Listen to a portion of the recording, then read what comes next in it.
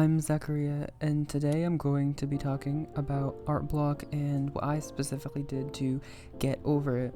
To give you guys a little bit of context, I've been doing a 30-day challenge on my YouTube channel. It's been doing pretty well, and I've been painting every single day, and I'm not very good at painting. My best medium is actually my iPad, not painting. It's led to a little bit of burnout, and to remedy this, what I tried to do is I'm like, okay, I'm going to draw on my iPad like I used to and see if that will fix it. And honestly, it didn't. I started this drawing off camera. I did the sketching and the base colors off camera, and I was getting really frustrated with the anatomy and just the drawing in general. I almost quit a couple times because it just didn't look right. And that's when I noticed, I was like, hey, I'm kind of in a bit of an art block right now. So it's not the type of art block where you don't have anything to draw, where you can't figure it out, because I knew what I wanted to draw. I'm drawing Hyacine. And it's not the type of art block where you don't want to draw, because I did want to get this drawing out. But for some reason, even though I knew I had the ability to draw what I had in my head, it just wasn't translating on to the iPad, and nothing was working. And I've heard the advice where if you aren't excited to draw, or if it's not working out, just like take a break, but that has never worked for me, because if I take a break, then honestly there's a very small chance I'm coming back to the drawing. So I decided to push through anyway, and I feel like the mistakes kind of fix themselves over time. Obviously the sketching took way longer than it normally does, but I feel like I just needed to get back into the mode of drawing, because I've taken such a long break from drawing people or drawing on my iPad, just that kind of drawing in general, that I just needed to get used to it again. And the reason why it was looking bad was because it's been so long since I've done a drawing like this before, so I needed to just get back into the mode of drawing, and I think I overestimated my skills that I would have when I came back. I did kind of want to talk about my drawing for a little bit, and maybe even my drawing process. For this drawing, I'm drawing a character from a game. I used to draw a lot of characters from Genshin Impact. I don't really do that much anymore, and my favorite character from there was Kokomi. Hyacine is a character that I think is coming out soon. I'm not really sure. I saw the design and I'm thinking like, wow, this is practically if Kokomi and Barbara had a child.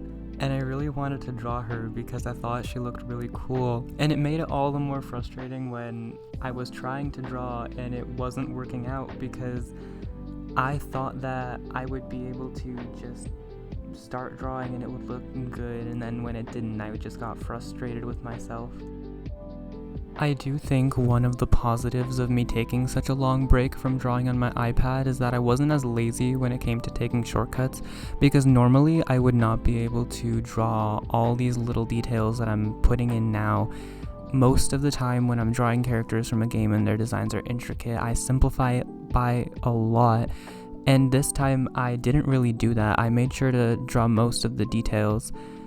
Honestly, this pose was really difficult to do in the first place, because with my reference, the arm that's towards the back kind of disappears, and I couldn't figure out how to connect it to the shoulder. And when I show the speed paint at the end of the video, you can see how many times I redraw that area, because the foreshortening and just the way that it's positioned was really awkward, and it was difficult for me to figure out how the hands and the arms would look. And when I was rendering, most of the time I spent was on the hair and the face, and I did a minimal amount on the rest of the body, which I know for portrait artists that's something that we tend to do a lot, but I don't really know how else I'm supposed to render the rest of the body, because to me it just looked fine. Anyway, with the colors, because a lot of people have asked me about my color choices before, and I really like to play around with colors when it comes to drawing, and digital art was the thing that taught me how to pick colors in the first place. So when I'm doing the base colors, I use a big round brush. Most of the time it's an airbrush, sometimes it's just a soft brush, it doesn't really matter, but when you draw, I put a base gray or a blue or just some sort of color down, and then on top of that I either do a clipping mask or I alpha lock the layer, and I airbrush or just use a big soft brush. I put the normal colors in and I let them blend. I let them go outside of the lines. It doesn't matter for me because when I'm color picking, the colors in the middle will actually help me choose new colors. And then when I'm done with that, when I get all the base colors done, that was at the point where I started recording for this video. I make sure that all the base colors are on one layer. I put a layer over that, I set it to multiply, and then I choose like a blue, purple, gray color. I made it pretty light, and I go over the general shadows. For this painting, I didn't do very crazy lighting. It was just, I don't even know what to call it, but it wasn't anything crazy or hard to do because I just wanted to play around with colors and make it look pretty. So I do some basic shadows with the multiply layer, and then I go on top of everything. I don't merge everything yet. I go on top of everything, and then I start relining. Oh, another thing. I don't know what I always do with the sketch, but normally I use my sketch as my liner, and I either turn down the opacity or turn it to multiply or overlay.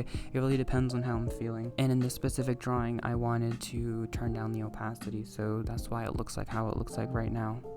And I don't know if you guys think this is cheating, but I use this tab a lot where it's the HSB RGB sliders, because for me, when I play around with those RGB sliders, it actually helps me choose my colors. It's never right on the first try. I always just play around with colors and then place them down and see how it goes. Like what I'm doing over here, I use those sliders to make a more saturated pink that I wouldn't have been able to get with just a normal color picker. And I feel like when you are making your art, you have to think about what you want to stand out, because if you have really good lighting, that's what you want to stand out. So you don't want to choose too much crazy colors. At least for me, for this drawing, I wanted to play around with all the pinks and blues and purples and stuff because I wanted to show the character's hair and make it stand out more. So instead of doing something that had crazy lighting and getting a crazy lighting reference, I decided to play around with colors, like I've said 10 different times already. But yeah, so with the lines, I choose a color that's slightly darker, and then I change the hue, I make it different, and then I line over other things. So I didn't really do much shading with this, I just kind of overlined a bunch. Like, this isn't any Sam Does Arts or Coolene or any of those type of artists who make sure that the shading looks more realistic with semi-realistic proportions. For this painting, I kind of did my own thing where I didn't really shade much, but I used interesting colors for the lines, and with the entire painting, I just wanted the composition to look good. Another thing completely unrelated with the color choosers in Procreate, I know some people really swear by that square. I didn't even know the square existed for a while. I used that circle that's on the left for the longest time, and then I used the square, and I guess it is easier to choose colors within a single hue, but the circle is way better for choosing colors in different hues, in my opinion. And then I also use that RGB slider too.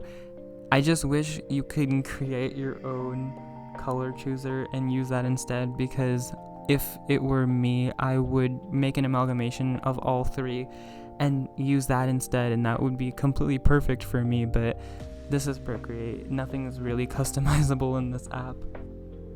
So I'm watching the speed paint along with you guys. Like, this is also my first time seeing the whole drawing together because I edited it, but I haven't actually seen it all together because I just did the clips and then moved on. Anyways, what I'm trying to say is that I'm looking at this speed paint for the first time with you guys, and honestly, what it's teaching me is that I kind of go a little crazy with my hands sometimes, because I feel like I'm doing backflips with my hands at some point when I'm undoing and then color picking and then moving to another Wait, I literally just did it right now with the way I was color picking and then going to the color sliders. Anyway, that's completely beside the topic of this video, which is supposed to be me getting past art block. So for me, I feel like the one thing that I'm proudest about my art is my color choices. So the one thing that I decided to focus on for this painting was colors.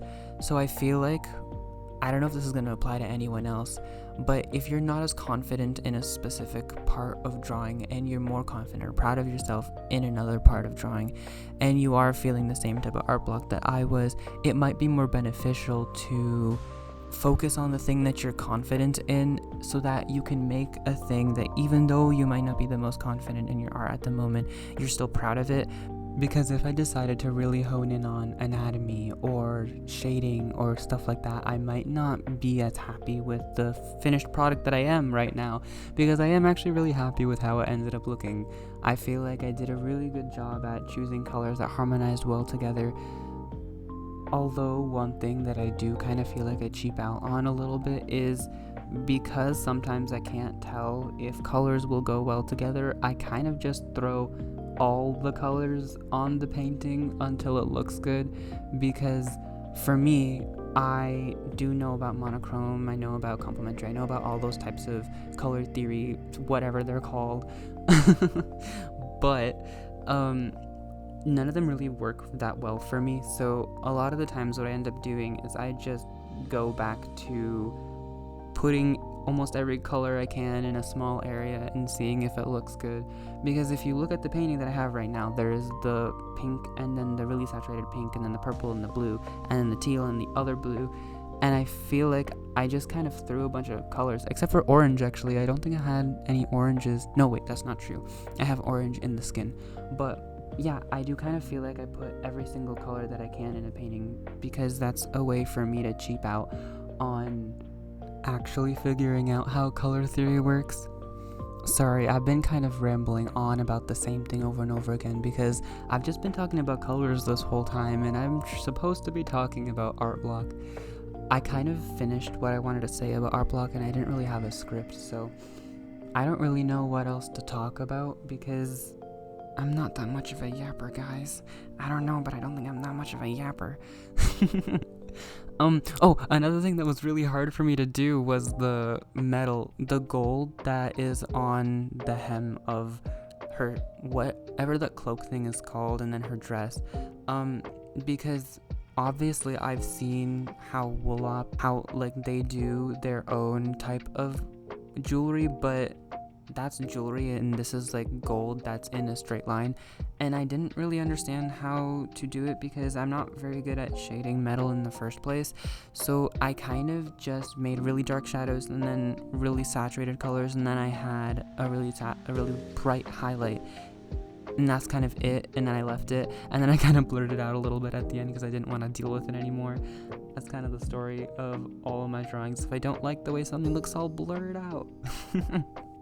And I know I said before about how I tend to go back to just shoving a bunch of colors in one area, but one thing that I did learn is that blue looks really good for shadows. Like if you have a saturated shadow and you want your drawing to look more, I don't know the word for it, I feel like I don't know the word for anything, but if you want to make your drawing look more, you can add blue into the shadows, and I don't really know why it works. I feel like it just adds more contrast in the colors. But yeah, I do tend to, whenever something's white or even on skin, I shade with blue a lot of the times because I think it looks good.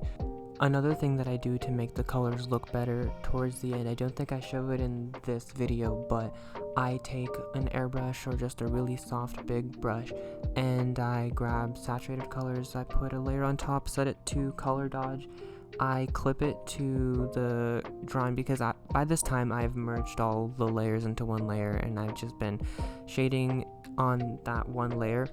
So I tend to take that saturated color and I put it on areas that are more focused, like you want more focus on. So like on the face and the hands in this drawing, I took a really dark saturated red or orange and I lightly put it on the hands and the face. And for the hair, I took this blue, but it was darker than the baby blue that she has on her hair right now, and I took that and I put it on the bottoms of her hair. And I just tend to do stuff like that because I think it makes it look more cohesive and makes my color choices look like I actually know what I'm doing. So right now I'm adding in a bubble to the side, and I'll copy and paste it later. I don't actually know how to draw bubbles, but I do kind of know how water in general works, and since water's clear but it's also very reflective, it will reflect the colors around it. So I know a lot of people are like, water's blue, but it really is just whatever is around it, and it'll reflect it and distort it that way. So what I did with the bubble is I color picked from Hyacine's hair and shirt and stuff like that, and I put it in a circle and I blurred it all out, and then I'm adding highlights right now with white, and I just do that because I think it looks okay. I'm not really sure if that's actually how bubbles work, but maybe bubbles do some sort of refracting like a prism does, and that's why they're so colorful. But I just wanted it to work well with the painting, and so since the painting's already mostly red and pink and blue, that's why the bubble is like pink and blue. And I do apologize if I've been sniffling this whole time. It's allergy season and my eyes are really puffy and my nose is running, so I'm trying to cut it out, but I feel like you can hear me when I'm breathing in half the time. Here, oh yeah, this is what I'm doing with the copying and pasting the bubble, but before I was working on the little star thing that Hyacine is shooting out of her hands. I know she doesn't actually do that in the game, but I thought it would be cute because I saw it on Pinterest, like I saw the pose, and I was thinking, what am I gonna make her do there, because I don't want her to just be doing a finger gun, and I feel like that will just look silly. So after I'm done talking, I'm going to show you guys the speed paint at the end because I feel like that would show also my process at the same time. Make sure to subscribe if you liked the video, and if you have any questions for me, comment them below. I'll try to answer them in my next video because then maybe I'll have something to talk about.